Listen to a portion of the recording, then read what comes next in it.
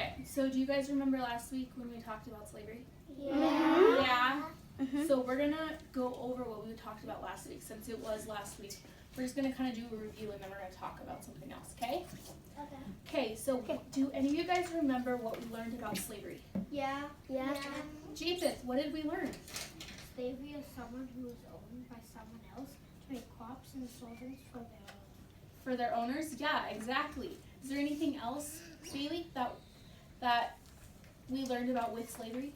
A lot of them were taken from Africa and brought to America over 200 years ago. Exactly. So over 200 years ago, slaves were brought, African Americans were brought from Africa and other countries to America to be owned by mostly white people.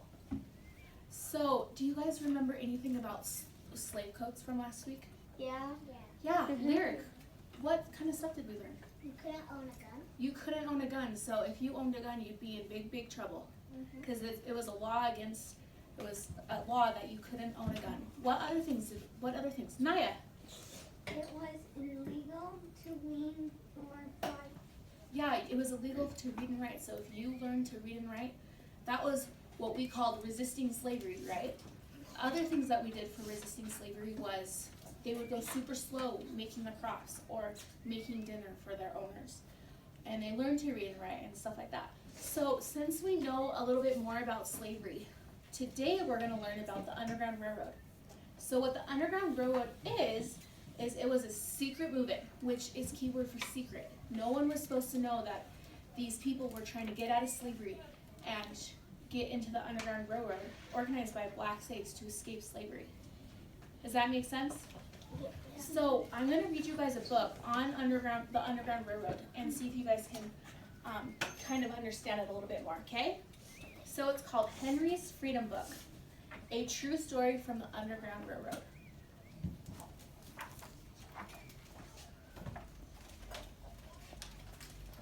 Henry Brown wasn't sure how old he was.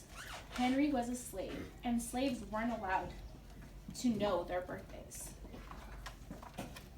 Henry and his brother and sisters worked in the big house where the master lived. Henry's master had been good to Henry and his family.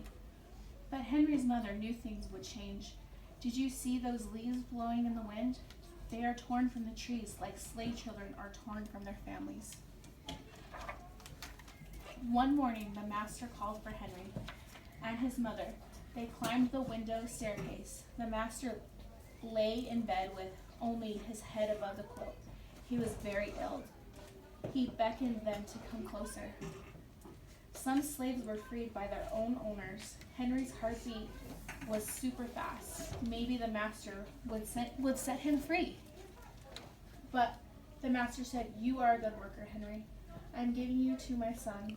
You must obey him and never tell a lie." Henry nodded, but he didn't say thank you. That would have been a lie. He wasn't excited. Later that day, Henry watched a bird soar high above the trees. Free bird, happy bird, Henry thought. Henry said goodbye to his family. He looked across the field. The leaves whirled in the wind. So he was separated from his parents because they both went to different owners. Henry worked in his new master's factory. He was good at his job. "Do not tear that tobacco leaf," the boss yelled at the new boy. He poked the boy with a stick. If you made a mistake, the boss would beat you.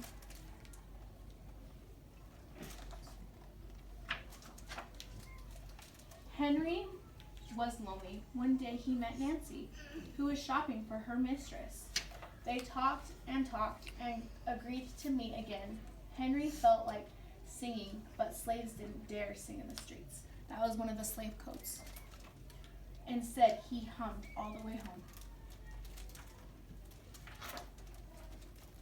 Henry worked hard all morning.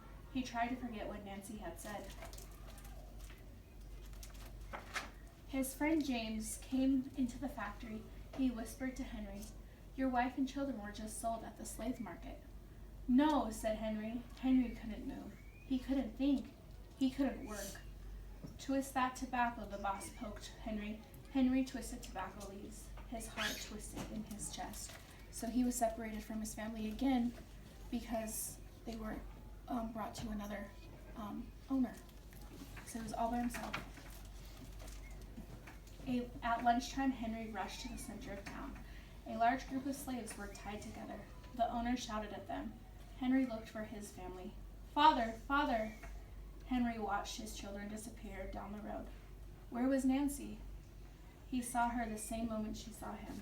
When he whipped away his tears, Nancy too was gone.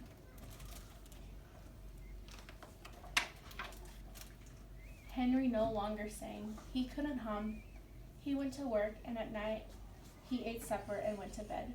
Henry tried to think of happy times, but all he could see were the carts carrying away everyone he loved. Henry knew he would never see his family again.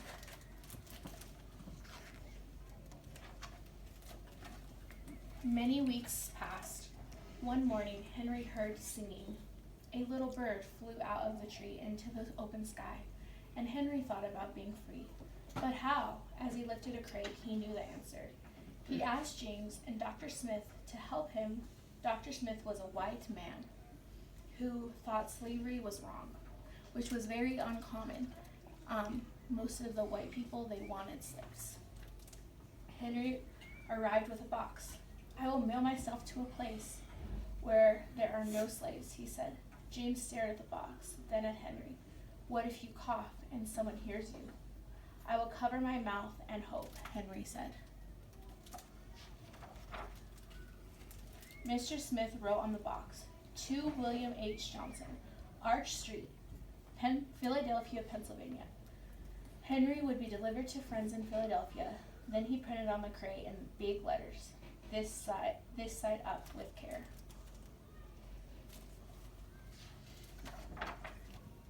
Henry needed an excuse to stay home, or the work boss would think he had run off.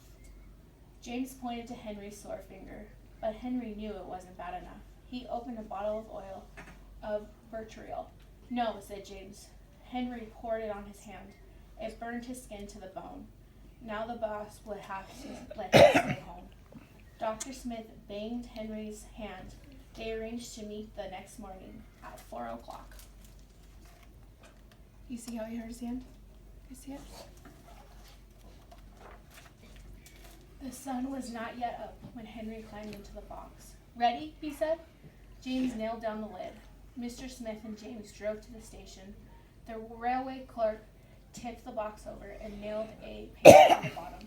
Mr. Smith begged the clerks to be careful, but they didn't listen. They threw the box into the baggage car. So back then, it was a lot different, huh? Hours passed. Henry was lifted up and upside down he heard waves splashing. This must be the steamboat headed for Washington, D.C. The ship rode smoothly, but Henry was still upside down. Blood rushed to his head. His face got hot. His eyes ached. He thought his head would burst, but he was afraid to move. Someone might hear him. So they put the box upside down so he's not facing up, he's facing down, so all the blood is rushing to his head.